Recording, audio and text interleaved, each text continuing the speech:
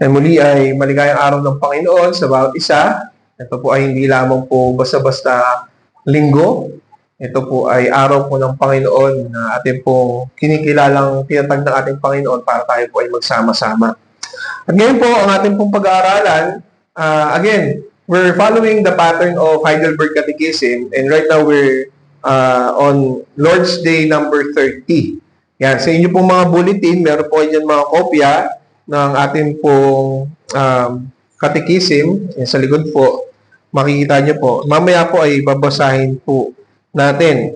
Binigyan ko po ng title ang ating pong pag-aaral na Once for All, at alamin po natin kung ano pong ibig sabihin yan.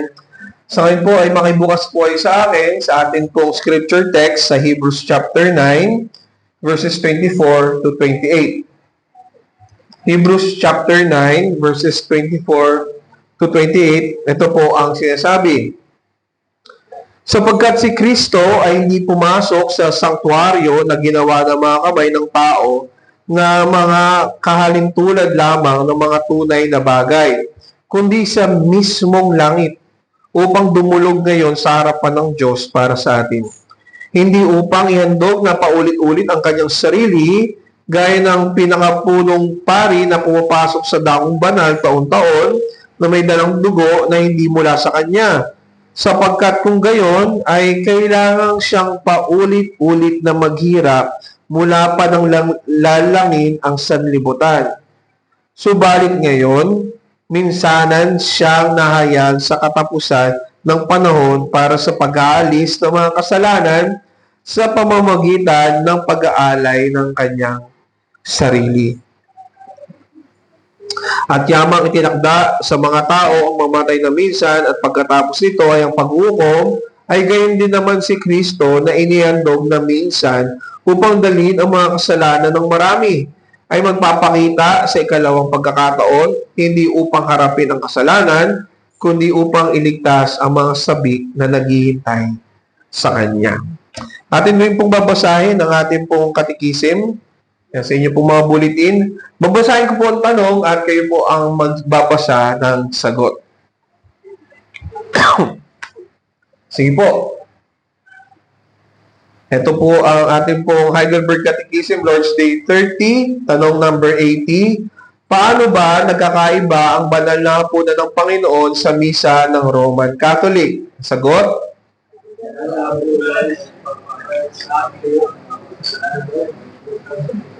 Sa pamamagitan ng isang handog na sakripisyo ni Jesucristo na ginanap niyang minsan sa krus para sa lahat. Ito ay pinahayag sa atin na tayo ay iniumpong ng banal na Espiritu kay Kristo na kanyang katawan ngayon ay nasa langit at nakaupo sa kanang kamay na Ama na ninanais na tao ay sumamba sa Kanya. Ngunit ang misa ay nagtuturo na ang mga buhay at mga patay ay hindi napatawad sa kanilang mga kasalanan sa pamamagitan ng sakit ni Kristo, malibang inihandog na muli si Kristo araw-araw ng mga pari. Ito ay patuloy na ituturo na ang presensya ng katawan, si Kristo, ay nasa mismong tinapay at alak na kailangan sambahin si Kristo. Kaya't ang misa ay walang ngang halaga kundi pagtanggi sa isang sakripisyo at sakit ni Jesucristo at katulad nila sa pagsamba sa mga Diyos-Diyosan. Tanong 81, sino ang maaaring lumapit sa banal na hapag ng Panginoon? Sagot, doon sa mga di nalulugod sa kanilang sarili dahil sa kanilang mga kasalanan, ngunit sila na bagamat nagtitiwala na ang kanilang mga kasalanan ay mga pinatawad at ang patuloy nilang kahinaan ay tumatakip sa pamamagitan ng mga sakit at kamatayan ni Kristo, at sila na may higit na pagnanais na mapalakas ang kanilang mga pananampalataya at gabay sa magandang buhay, ang mga paimbabaw at doon sa mga ayaw magsisi, bagamat kumain at uminom ng katulad sa kanyang sarili. Tanong 82, maaari bang tanggapin sa banal na hapunan ang nagpapakita sa pamamagitan ng kanilang salita at gawa na hindi sila sumasampalataya at di maka-Diyos? Sagot, hindi. Iyang ay kawalang galang sa tipan ng Diyos at nagdadala ng galit ng Diyos sa buong iglesia. Kaya nga ayon sa mga bilin ni Kristo at ng kanyang mga apostol, ang Kristiyanong Iglesia ay marapat na tanggihan silang mga tao sa pamamagitan ng tanging paggamit ng mga susi ng kaharian hanggang sila na magbago sa kanyang pamumuhay. Sige po, tayo po muna ay manalangin. Aming dakilang Diyos, kami po ay lumalapit po sa inyo at patuloy na humingi ng karunungan upang amin pong talagang matutunan ang nais niyo pong ipaliwanag po sa amin, lalo po sa banal na hapunan na nagpapakita rin po ng kumpleto at ganap na gawa ng aming Panginoong Jesucristo. Samahan niyo po kami, Panginoon. Ito pong ang dalangin sa pangalan ni Jesus. Amen. So again, nakaranas tayo ng matinding baha, matinding sakuna. Kung kayo ay nagta-travel, ay panigurado nakita ninyo kung gaano kalala yung baha. At sa mga ganitong pagkakataon talaga ay ang nakakaranas tayo ng isang matinding sakuna na ang hinahanap talaga natin yung isang malaking tulong para sa lunas doon sa naranasan natin. At madalas, kapag dumarating na talaga yung problema, doon natin hinahanap yung agarang solusyon. Pero again, naiintindihan natin na kapag nandun yung problema, ibig sabihin, wala pa talaga yung solusyon. At ganun yung kalagayan ng marami sa atin. Gusto natin na maging maayos yung flood control system ng bansa natin. No? Na kapag umulan, ay masusolve kagad yung problema ng baha. Yun lang, ang nakikita nating reason for that ay ayaw natin ng patsi-patsi na solusyon. Gusto talaga natin ng isang bagsak na solusyon na kung saan wala nang iisipin pa sa mga susunod. Pero alam natin dahil sa kahinaan ng pag-iisip nating mga tao ay hindi ganun na bubuo yung pinaka-kagustuhan nating solusyon. Gaya din naman doon sa pananaw natin, doon sa ating kaligtasan, kapag usaping kasalanan na meron sa atin. Meron tayong kasalanan at nauunawaan natin yon, gusto natin ng isang solusyon talaga. Kasi nga, kung nauunawaan natin na meron tayong kasalanan, araw-araw natin itong dadalhin at araw-araw tayong mahihirapan. Gusto natin ng isang solusyon na makakatulong talaga sa atin. At dito natin makikita yung pagkakaiba ng ating pananampalataya at yung pananampalataya ng mga Roman Catholic. Ang Lord's Day 30 na atin pong binasa kanina, ay ito po yung huling katikisim natin na patungkol sa sacraments. Sa mga susunod nating mga pag-aaral ng Heidelberg Catechism, iba na po yung topic. At maganda rin na ito yung pinakahuling question and answer kasi ang Lord's Day 30, isa to dun sa pinaka-bold na paliwanag talaga sa kung ano yung difference at kung ano yung errors na meron sa pananaw ng mga Roman Catholic regarding sa Misa, regarding sa Eucharist, regarding doon sa Lord's Table na ating sineselebrate. Nakikita natin dito, magkaiba talaga. Na sabihin man na ang ating pananampalataya ay connected doon sa Roman Catholic, ang pinapaliwanag natin, ang ating pangunawa ay galing sa turo ng Biblia at hindi sa turo ng Roman Catholic. At pinapaliwanag natin dito at paunawain pa natin lalo sa mamaya na hindi tayo katulad nila sa pangunawa sa Lord's Table. At ipapaliwanag natin din kung saan sila nagkamali. Ang isa sa gusto nating maunawaan at tumatak sana sa isipan ng bawat isa sa atin ngayong araw na to, na sa ating pakikipag-isa sa Lord's Table, manangan tayo sa ganap at lubos na pagtubos ni Kristo sapagkat ito ang karapat-dapat na bantay sa kabanalan ng kanyang tipanang sambayanan. Ulitin ko po manangan or claim, hold on. Manangan tayo sa ganap at lubos na pagtubos ni Kristo sapagkat ito ang karapat-dapat na bantay sa kabanalan ng kanyang tipanang sambayanan. Binibigyan natin ng emphasis dito na yung ginawa ni Kristo is once and for all. Ito ay isang kompleto at ganap at lubos na pagtubos ni Kristo na kaya ganito ang pangunawa natin sa Lord's Table. Very different from the Roman Catholic tradition. Ang unang bagay na dapat nating makita is yung the finished work of Christ. Kaya maunawaan natin to, yung perfecto, ganap na nagawa ng ating Panginoong Hesukristo. Yung mga Hudyo, very familiar sa kanila yung usapin patungkol sa temple. Kaya nga, pag binasa natin yung Hebrews, madami dito patungkol doon sa temple at kung ano yung significance nito. Dahil yung makakabasa, makakaunawa talaga na ang practice at yung pictures ng temple ay merong ibig sabihin.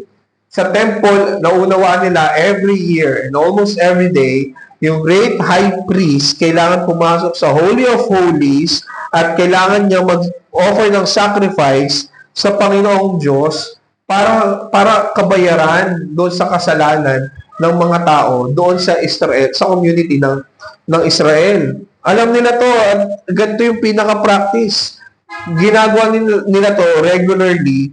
Bakit? Bakit pa ulit-ulit nila itong ginagawa? Kasi ang pinapakita sa atin doon sa sakripisyo na ginagawa ng punong pare ay una, ang kasalanan natin ang kasalanan na meron sa tao ay pang walang hanggan o habang buhay. Meron siya sa atin talaga lifetime. Kaya siya paulit-ulit na ginagawa ng mga tao doon sa Lumang Tipan, lalo doon sa bansang Israel, kasi ang kanilang kasalanan ay in lifetime, nakalimutan ko yung term, ay panghabang buhay.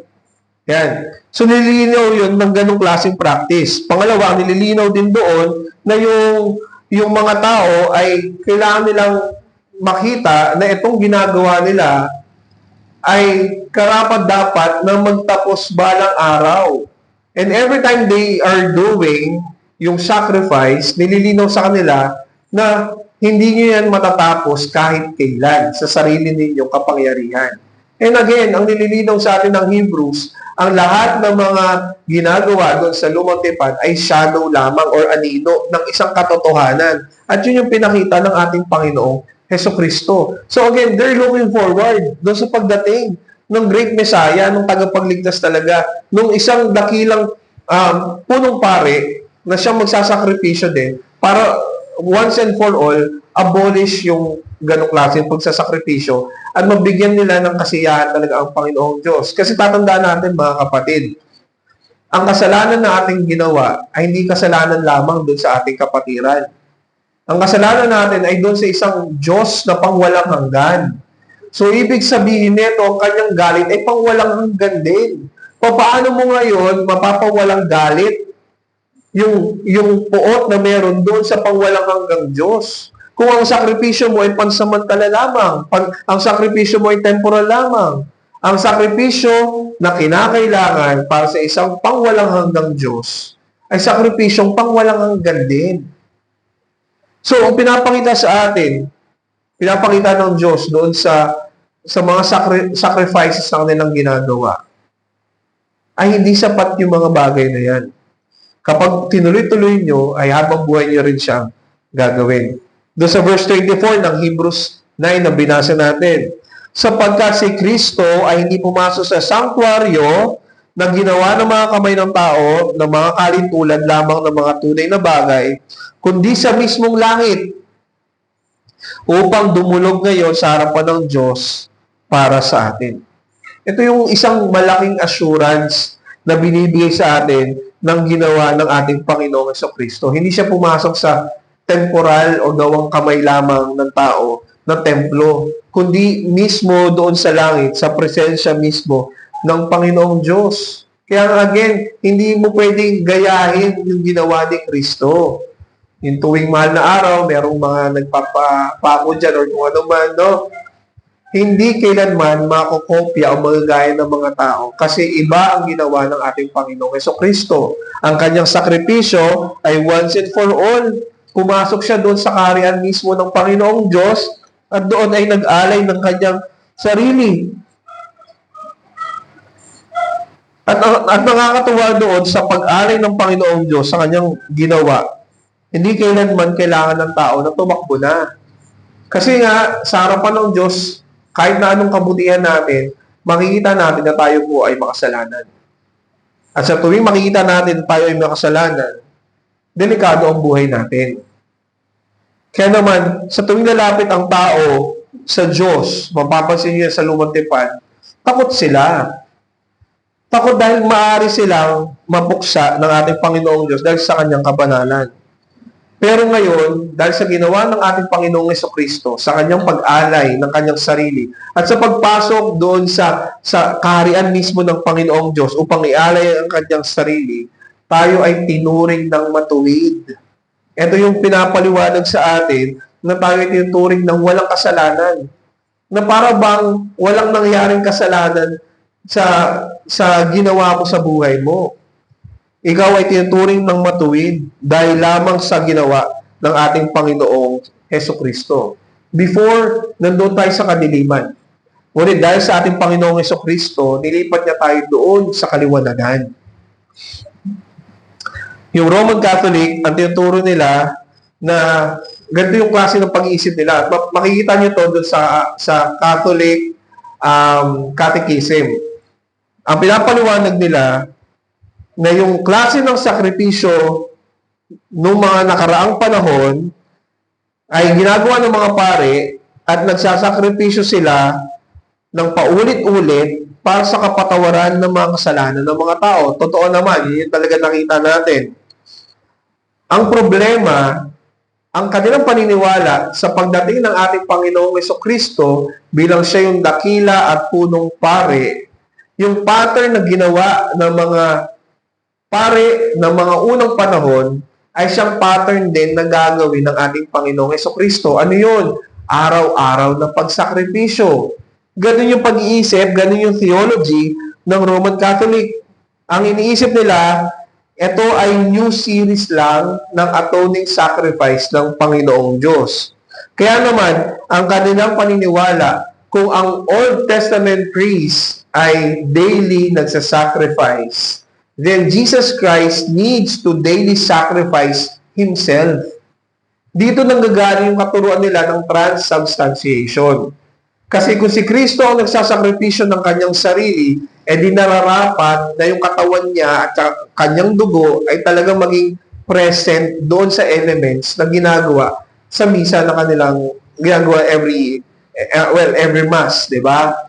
So yung turo nila, dahil daily yung sacrifice si Christ, and kapag daily yung sacrifice, sabihin, kailangan merong mamatay. Yung katawan ni Kristo, yung flesh niya, pati yung dugo niya, ay literal na nagbabago kapag ginagawa yung Eucharist. Kapag ginagawa yung misa. At alam natin, mali yung ganitong pangunawa. However, tayo mga mananampalataya talaga na talagang humahawak sa turo ng Biblia, ang unawa natin ay hindi ganito. Kasi malinaw naman na sinasabi ng Bible, yung pinasa natin. Ang ginawa ni Kristo is once and for all. Hindi na maaari pang maulit pa. Bakit? Kasi nga sinabi na rin naman ni Kristo it is finished. Kung tapos na, bakit kailangan pang umulit-ulit pa? Sa verse 25, sa Hebrews 9, hindi upang ihandog, pakinggan niyo po hindi upang ihandog na paulit-ulit ang kanyang sarili. O malinaw.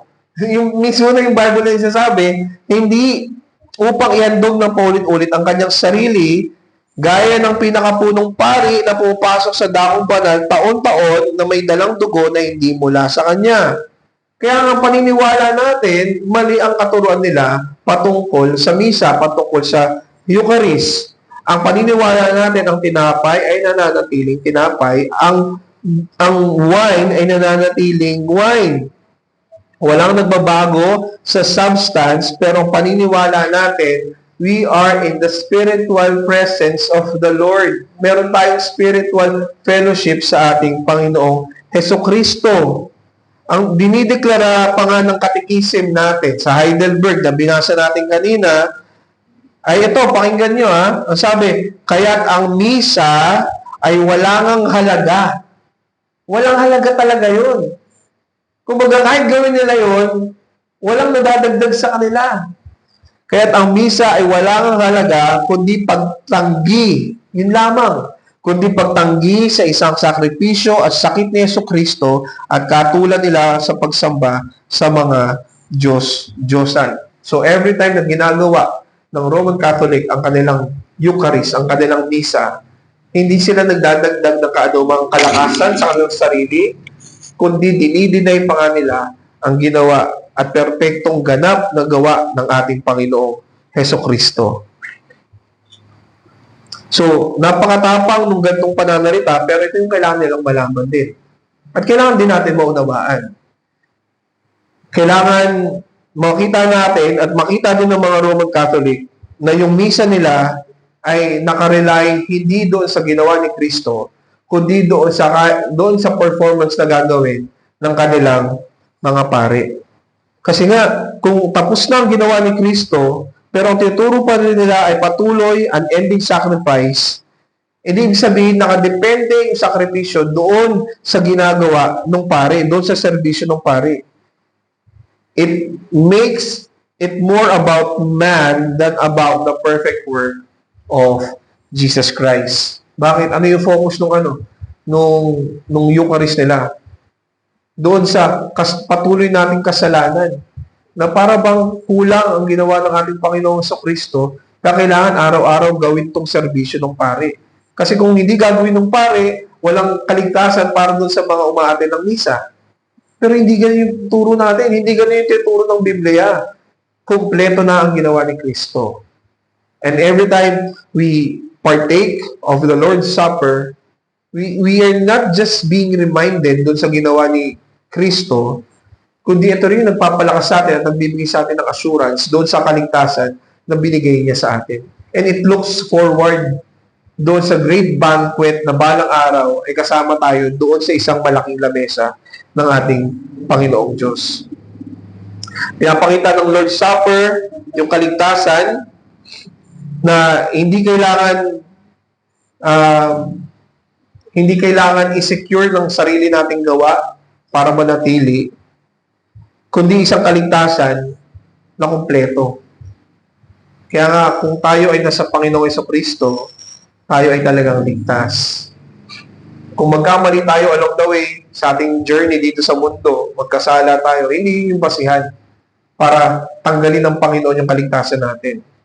Ang nakakatakot, baka in the first place, wala ka pala talagang kaligtasan, kaya namumuhay ka sa kasalanan. Pero sa tunay na ligtas, magkamali man siya along the way, nandun yung grieving sa puso niya dahil hindi siya nalulugod, hindi siya natutuwa doon sa kasalanan na kanyang ginagawa. Kaya naman, tignan natin yung pangalawang punto, yung the fervent examination of Christ's followers. The fervent examination of Christ's followers.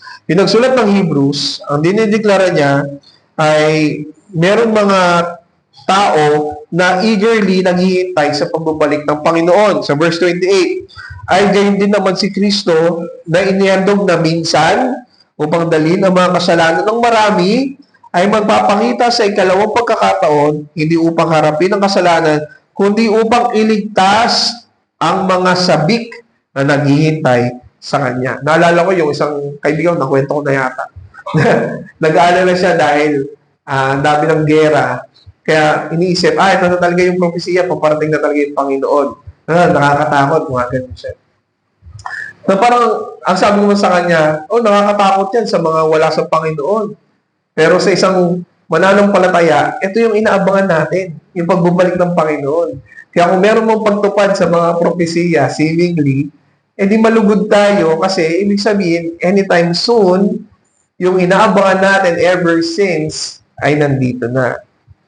So, napakagandang pagkakasulat na ginawa ng writer ng Hebrews. Parang napakatamis na compliment. Sabi, sabik na naghihintay sa Kanya. So, naunawa natin, meron mga pagsubok sa buhay, may mga tribulation sa buhay, sa ating Christian faith. At meron mga pagkakataon na siguro darating yung mga doubts na talaga bang niligtas ako ng Panginoon? Talaga bang mahal ba talaga ako ng Panginoon? Nag-aalala ba talaga siya sa atin? No? Pero yung ganitong mga pangyayari ay nagpapakita sa atin na yung doubts na meron tayo ay hindi dahil doon sa ginawa ni Kristo, kundi dahil doon sa weakness ng ating mga sarili. Nakakaranas tayo ng paghihirap, iniisip tuloy natin, siguro di ako mahal ng Panginoon. Pero sa tuwing maganda yung mga sitwasyon na nangyayari sa atin, iniisip natin, mahal na mahal ako ng Panginoon. But again, yun yung nagpapakita sa atin na yung assurance ng ating kaligtasan na hindi nakadepende sa atin. Assured tayo doon sa ginawa ng ating Panginoong Jesucristo. Yung doubts na meron sa atin ay dahil lamang doon sa kahinaan na meron sa atin. Kung maalala niyo, sabi pa ni Apostle Paul sa Romans chapter 7, verses 21 to 24, sabi nga niya, kaya nga natagpuan ko ang isang kautusan na kung ibig kong gumawa ng mabuti, ang kasamaan ay malapit. 22, sapagkat ako'y nagagalak sa kautusan ng Diyos, sa kaibuturan ng aking pagkatao. So, masayang siya sa salita ng Panginoong Diyos. Subalit nakikita ko ang kakaibang kautusan sa aking mga bahagi na nakipagbaka laban sa kautusan ng aking pag-iisip at ako'y binibihag sa ilalim ng kautusan ng kasalanan na nasa bahagi ng aking katawan. Tingnan nyo si Apostle Paul to. Madami, pagkakasulat niya din sa Romans, ang dami na niyang mga churches na itayo sa iba't ibang mga lugar. Ang Romans ay tuturing na magnum opus or greatest work ni Apostle Paul. But then, dito pa rin, ganito pa rin ang kanyang reflection. Actively, kumikilos siya para sa Panginoon, pero nandoon yung pangunawa niya sa struggle within. Gusto niya ang salita ng Panginoon, pero napapansin niya, meron pa rin lumalaban, yung tinutukoy niyang yung flesh niya, doon sa kagustuhan niyang maglingkod sa Panginoon. Verse 24, kahabag-habag na tao ako, sino ang maglilikas sa akin mula sa katawang ito ng kamatayan? Mga kapatid, nung tayo ay niligtas ng Panginoon, pinalaya tayo doon sa pagkakaalipin natin sa kasalanan. Kasi before, kahit na anong magandang gawin natin, as long as wala tayo sa Panginoong Jesucristo, kasalanan pa rin yan. Gumagawa pa rin tayo ng kasalanan sa Kanyang harap. Pero nung pinalaya tayo ng Panginoon, yung freedom na receive natin is the freedom to do what is right and pleasing before the Lord. Bakit? Nauunawaan na natin, ito yung kagustuhan ng Panginoon. Before, hindi ko yan gusto kasi nakatali ako sa kasalanan. Pero ngayong malaya na ako, yes, nandun yung struggle, dahil nandun yung temptation, pero nandun yung kalayaan kong gawin na yung mga pagbigay ng kaluguran sa aking Panginoong Diyos. We are free to choose the things that glorify God because of the liberation we receive from the finished work of Christ. Yes, madalas tayo ay nasusubok sa ating pananampalataya, pero hindi tayo nagre-rejoice doon sa kasalanan. Sa harapan ng Panginoong Diyos, we are indeed sinless. We are counted righteous before God. Why? Because of Jesus Christ. No? Pero we're still in this world, kaya naman ang dinideclare doon sa scripture, nandun pa rin yung pagtangis natin doon sa kasalanan. Gaya ni Apostle Paul. At tingnan nyo yung magandang conclusion ni Apostle Paul. Sabi niya, di ba, sino magliligtas sa kanya? Dito sa kanyang katawan. Sa verse 25 ng Romans 7, ngunit salamat sa Diyos. Yung Diyos pa rin. Sa pamamagitan ni Jesucristo na Panginoon natin. Kaya nga, ako mismo ay naglilingkod sa kautusan ng Diyos, sa pamamagitan ng aking pag-iisip, ngunit sa pamamagitan ng laman, ay sa kautusan ng kasalanan. Si Apostle John sa 1 John chapter 1, verse 8 hanggang 10, kung sinasabi natin, ito kausap niya yung church na kanyang sinusulatan, meaning mga believers, kung sinasabi natin tayo ay walang kasalanan, dinadaya natin ang ating sarili at ang katotohanan ay wala sa atin. Kung ipinapayag natin ang ating mga kasalanan, siya ay tapat at banal na magpapatawad sa ating mga kasalanan at tayo'y lilinisin sa lahat ng kalikuan. Kung sinasabi natin tayo hindi nagkasala, ginagawa natin siyang sinungaling at ang kanyang salita ay wala sa atin. Usually, ginagamit yung verse for evangelism. Pero huwag natin kalimutan, yung recipients ng letter ni Apostle John ay yung church mismo. So, ibig sabihin, itong verses na to na binanggit, itong binasa natin, ay patungkol para sa mga mananampalataya na natitisod along the way. Bakit? Merong mga kinakalaban si Apostle John during this time na sinasabi na ang laman ay kasalanan, no? Kaya naman tayo na naligtas na ay tawag dito, wala nang kasalanan. Naniniwala tayong wala tayong kasalanan, yung standing natin sa harapan ng Diyos. We are counted righteous because of Jesus Christ. Kagaya ng paniwagan ni Pastor Yobi, tayo ay tinuring ng matuwid sa harapan ng Panginoon. Morally, yun yung nakikita na sa atin ng Panginoon. Ang ating pinapaliwanag dito at pinapakita dito sa atin, every day, meron tayong nagagawa mga kasalanan, those little things. At ang tunay ng mananampalataya ay magko-confess ng kanyang kasalanan. If we want to really glorify God in the Lord's table, then we need to examine ourselves, confess our sins before Him. Sabi sa Katikisem, sa tanong 81, sino ang maaaring lumapit sa banal na hapag ng Panginoon? Ang sagot, doon sa mga di nalulugod sa kanilang sarili dahil sa kanilang mga kasalanan. Ngunit sila na bagamat nagtitiwala na ang kanilang mga kasalanan ay mga pinatawad at ang patuloy nilang kainan ay tumatakip sa pamamagitan ng mga sakit at kamatayan ni Kristo at sila na may higit na pagnanais na mapalakas ang kanilang mga pananampalataya at gabay sa magandang buhay. Ang Lord's table ay hindi lamang doon sa matibay ang kanilang pananampalataya, kundi kahit doon sa mga mahina ang kanilang pananampalataya. Bakit? Ang kaligtasan ng ating Panginoong Diyos ay hindi nakabase doon sa lakas at sa hina ng ating pananampalataya. Yun yung ginagamit ng Panginoon upang tumugon tayo sa kaligtasan na kanyang binibigay sa atin. Ngunit dumadating ang mga pagkakataon na nanghihina tayo dahil sa mga pagsubok ng buhay. Pero sinasabi sa ating Katikisem, ang Lord's table ay para din sa mga naghihina ang kanilang pananampalataya. Ang Lord's table ang magpapalakas sa kanilang pananampalataya at magbibigay ng gabay sa kanilang mga buhay. Pero itong matindi, ang mga mapaimbabaw at doon sa mga ayaw magsisi, bagamat kumain at uminom ng katulan sa kanilang sarili. Ito yung tinatawag natin mga hypocrites. Hindi natin kasi alam kung sino sa mga kasama natin sa church ang tunay na mananampalataya. Ang English word na hypocrite ay galing doon sa Greek word na patungkol sa actor. So, ang mga hypocrites ay great actors. They are great pretenders. Pumupunta sila sa church at maaaring sasalta din sila na para bang Kristiyano talaga. No? Parang mga Christianese. Nasasabi, ay kapatid, talagang napakabuti ng Panginoon. Ay, praise God. Ang ganda talaga pakinggan. At iisipin talaga natin na sobrang lago talaga, sobrang lalim sa pananampalataya. And hindi natin matukoy talaga kung sino yun. Pero yung mga hypocrites ay ganoon. Sa panlabas, di natin makita, pero sa puso nila, they deny the Lord.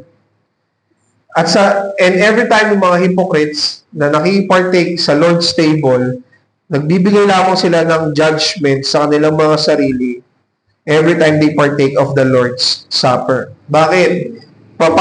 Sa paanong paraan sila nabibigyan ng judgment? Dahil yung conscience na meron sila ay tumitigas. Sabi ni Zacharias Ursinus doon sa kanyang commentary, their conscience will be hardened because they do not value the table. Para sa kanila wala lang eh. Hindi nila nakikita yung significance ng Lord's Supper, ng ginawa ng ating Panginoong Jesucristo. So kung ito ay nawawalan ng value sa kanila, hindi nila nakikita yung significance, then yung paggawa ng kasalanan ay wala lang din sa kanila. Tumitigas lalo yung puso nila, nagkakaroon ng kalyo. At dahil doon, lalo silang mapapalapit at mapapalapit sa kasalanan. Yung iba magaling pa magtago. Meron iba mag-argue na, okay, kung ganun lang din, edi huwag na tayong makipartake sa Lord's table. Pero alam niyo, maling pag-respond pa rin yung ganun. Kasi baka madungisan namin Lord's table dahil sa kasalanan na meron sa amin eh. Hindi po mga kapatid, ang kailangan natin gawin ay magpakumbaba pa nga tayo at magsisi tayo sa ating mga kasalanan. We really need to examine ourselves. Yung self-examination ay hindi para maging worthy sa Lord's table. Because again, tandaan natin, ang nagbigay ng worth lang sa atin ay ang Panginoong Jesucristo. We are unworthy. Ang self-examination ay nakakatulong sa atin para maranasan talaga natin ang Lord's table ng merong buong kaaliwan. Kaya natin i-examine sarili natin. Hindi para maging karapat-dapat, kundi maunawaan natin yung kagandahan ng ginawa talaga ng ating Panginoon. And every time, ang isang mananampalataya ay hindi nagsi-celebrate ng Lord's Supper, o umiiwas talaga siya, nagsi-celebrate tayo ng Lord's Supper, tapos ayaw niya makipart-take dahil meron siyang kasalanan, then dinadagdagan lang niya yung kasalanan sa kanyang sarili. Dinideny niya yung institution ng ating Panginoon, and at the same time, instead of confessing their sin, nagkakaroon pa sila ng pride para hindi mag-partake sa Lord's Supper. Sa 1 Corinthians 11:29, sapagkat ang sino mang kumakain at umiinom na hindi kinikilala ang katawan, ay kumakain at umiinom ng hatol sa kanyang sarili. So, mahalaga na mag-examine ang isang lingkod ng Panginoon, ang isang tagasunod, and equally important na yung Lord's table ay talagang protektahan. Yung last point natin, the fortified table of the Lord. Ang Lord's table ay covenant sign ng covenant ng ating Panginoon. Kaya naman, kailangan natin itong protektahan. Hindi ito basta lamang kainan. Ito ay covenant sign, pagpapakita ng pangako ng Panginoon, pagpapatunay ng kaligtasan na binigay sa atin, pagpapakita sa atin ng ginawa ng ating Panginoong Jesucristo. So, hindi ito basta-basta lamang kainan. Kailangan natin itong protektahan. Sa tanong 82, maaari bang tanggapin sa banal na hapunan ang nagpapakita sa pamamagitan ng kanilang salita at gawa na hindi sila sumasampalataya at hindi mga Diyos? Kailangan ba silang tanggapin? Yung mga unbelievers, ganyan, kailangan ba i-welcome natin sila sa table? O kaya yung isang mananampalataya na merong public sin, dapat ba silang tanggapin sa Lord's table? Ang sagot, hindi. Iyan ay kawalang galang sa tipan ng Diyos at nagdadala ng galit ng Diyos sa buong iglesia. Kaya nga, ayon sa mga bilin ni Kristo at ng kanyang mga apostol, ang Kristiyanong iglesia ay marapat na tanggihan silang mga tao sa pamamagitan ng tanging paggamit ng mga susi ng kaharian hanggang sila na magbago sa kanyang pamumuhay. So, linawin natin ang mga hypocrites, again, they are great actors, they are great pretenders, at makita natin sa scripture na ang Diyos lamang ang nakakilala kung sino talaga yung mga hypocrites. Tayong mga tao, maaring maloko tayo ng kanilang mga performance, ng kanilang mga appearance. At marami sa atin talaga ay madadaya. Pero ang Diyos ay hindi madadaya. Alam niya kung sino yung mga hipokrito. Ang pwede nating makita ay yung pagiging guilty nila sa public sin. Ano ba yung mga example ng public sin? No, ito, regardless kung sila ay sinasabi nila na sila ay mga Kristiyano, magpapatunay kung tunay nga ba silang Kristiyano doon sa kanilang mga gawa. Again, nililinaw natin na hindi natin alam kung ano yung nasa puso nila. Tanging ang Diyos ang nakakaalam kung sino yung tunay ng mga ipokrito o kaya sino yung mga hindi talaga sa Kanya. Ang nililinaw natin dito, meron tayong mga basehan doon sa physical or visible na mga fruits na meron sila. Ang iba, makikita natin publicly, no? Sabihin nila Christian sila pero nasa LGBT sila. It's either they are part of the LGBT, tibok, bading, transgender, kung mga identity na yan, or alay sila ng LGBT community.